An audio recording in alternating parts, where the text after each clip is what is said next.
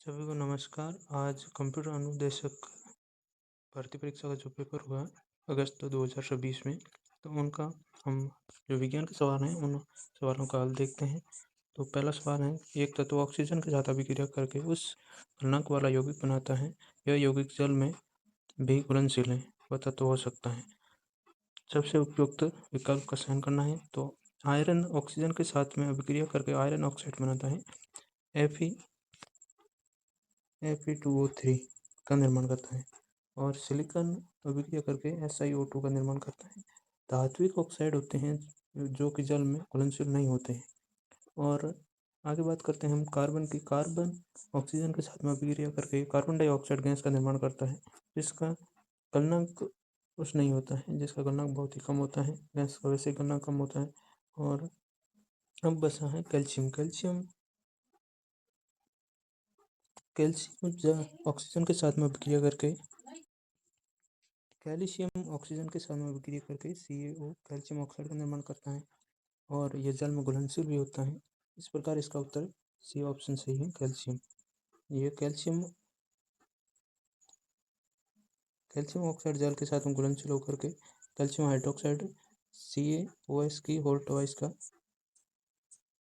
निर्माण करते हैं। अगले सवाल की बात करते हैं, निम्नलिखित में से कौन सी रासायनिक अभिक्रिया हो सकती है।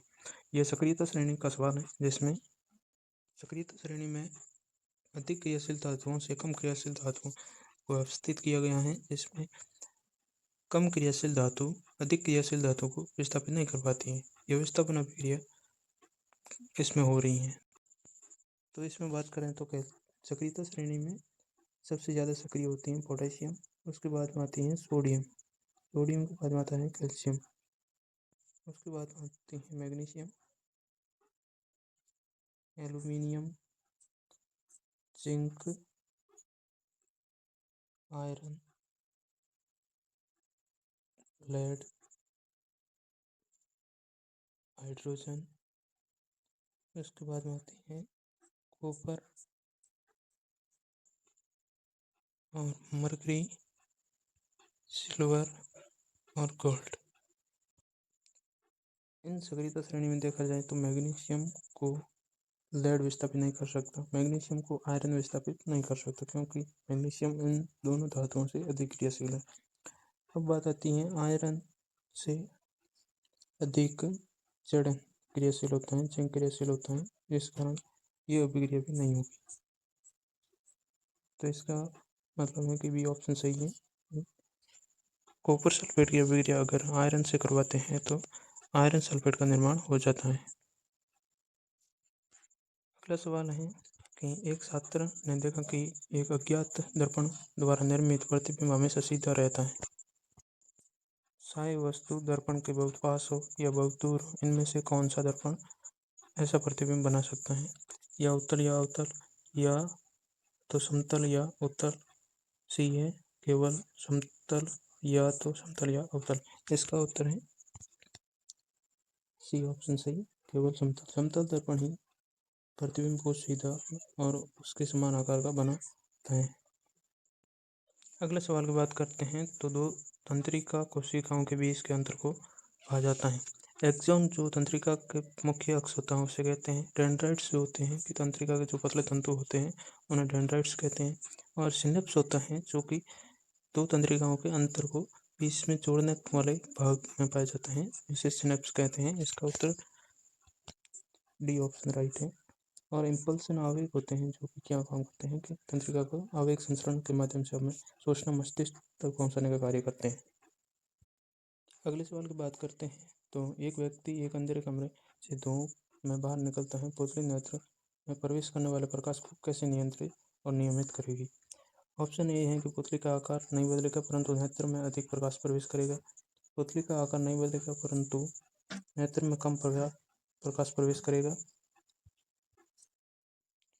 पुतली का आकार कम हो जाएगा और नेत्र में कम प्रकाश प्रवेश करेगा। इसका ऑप्शन सी उत्तर सही है, क्योंकि अंधेरे में पुतली का आकार बड़ा हो जाता है, जिससे कम प्रकाश में हमें देखने में सहायता मिलती है। जब व्यक्ति अंधेरे से वापस प्रकाश में आता है तो व्यक्ति की जो पुतली होती है उसका आकार कम हो जाता है और नेत्र में प्रकाश कम प्रवेश करता है और स्पष्ट देख पाता है। इस प्रकार इसका उत्तर सी ऑप्शन सही है। अगले सवाल की बात करते हैं, किस पीएस सीमा के भीतर हमारा शरीर ठीक से काम करता है और जीवित रखता है? तो इसका उत्तर डी ऑप्शन सही है। हमारा शरीर हल्के सारे माध्यम में कार्य करता है। इस प्रकार पीएस 7 पर उदासीन होता है और 7.8 के बीच में कार्य करता है, जिससे हल्का सारीय माध्यम होता है और इस माध्यम में हमारा शरीर कार्य करता है। और इसमें हमारे मुख का जो पीएस मान है वो 5.5 से कम हो जाता है तो दंत सेव की क्रिया शुरू हो जाती है और इस प्रकार इसका उत्तर तो डी ऑप्शन सही है। हमारा शरीर 7.0 से 7.8 के मध्य उचित ढंग से कार्य करता है। इस सवाल की बात करते हैं, निम्नलिखित में से कौन सा शब्द परिपथ में विद्युत शक्ति को निरूपित नहीं करता है? विद्युत शक्ति बराबर होता है P बराबर होता है IV।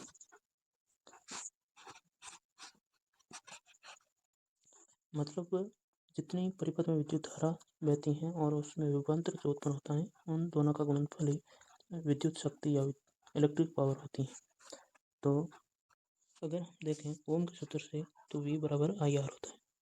अगर हम V का मान इस स्थान पर रख देते हैं तो P बराबर हो जाएगा I का स्क्वायर R। अगर हम इससे I का मान निकालते हैं ओम के सूत्र से तो V बराबर R हो जाता है। अगर हम I का मान इस सूत्र में रखते हैं तो P बराबर V upon R into V। इस प्रकार V स्क्वायर बटा R, ये सूत्र सारे ही विद्युत शक्ति को निरूपित करते हैं। इसका मतलब इसका सही उत्तर ऑप्शन डी है, जो विद्युत शक्ति को निरूपित नहीं करता है।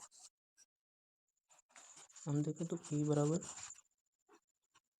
IV हो गया, P बराबर I का स्क्वायर R और P बराबर V स्क्वायर बटा R।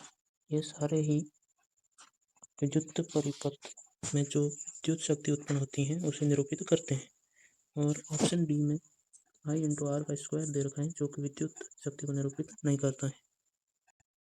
इस सवाल की बात करते हैं, ब्लैक एंड व्हाइट फोटोग्राफी में निम्नलिखित में से किस अभिक्रिया का उपयोग किया जाता है?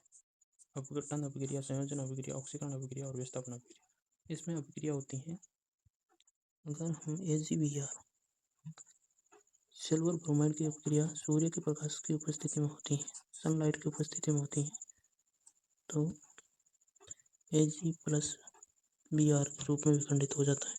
Silver bromide silver plus bromine के रूप में विखंडित हो जाता है। तो इस प्रकार इसका सही उत्तर वियोजन अभिक्रिया या अपघटन अभिक्रिया का उदाहरण है। यह एक ब्लैक एंड व्हाइट फोटोग्राफी। अगला सवाल है, ब्यूटेनॉन 4 कार्बन वाला यौगिक है जिसका कार्यात्मक समूह है, फंक्शनल ग्रुप कौन सा है? तो कार्बोक्सिलिक अम्ल का होता है ओइक अम्ल, कीटोन का होता है ओल, कीटोन का होता है नॉन, एल्कोहल का होता है ऑल तथा एल्डिहाइड का होता है एल। तो इस प्रकार इसका उत्तर कीटोन सही है। ऑक्जेलिक अम्ल का लगता है ओइक अम्ल, ओइक एसिड। ठीक है, किसी भी प्रकार की कार्बन श्रृंखला में अगर जैसे ब्यूटेनोइक अम्ल, प्रोपेनोइक अम्ल, इस प्रकार के अगर कोई यौगिक हैं तो उसमें कार्यात्मक या फंक्शनल ग्रुप होता है वो कार्बोक्सिलिक अम्ल होता है। कीटोन का होता है ऑन और ओल होता है जो कि एल्कोहल का होता है, और एल वो कार्यात्मक समूह होता है वो एल्डिहाइड का होता है। जैसे ब्यूटेनॉन तो कीटोन का ये उत्तर सही है। और अगर और लग जाता है जैसे एथेनॉल, प्रोपेनॉल, ब्यूटेनॉल तो ये एल्कोहल का कार्यात्मक समूह होता है। अगर एल लग जाता है जैसे ब्यूटेनेल, प्रोपेनेल तो एल्डिहाइड कार्यात्मक समूह लगा होता है।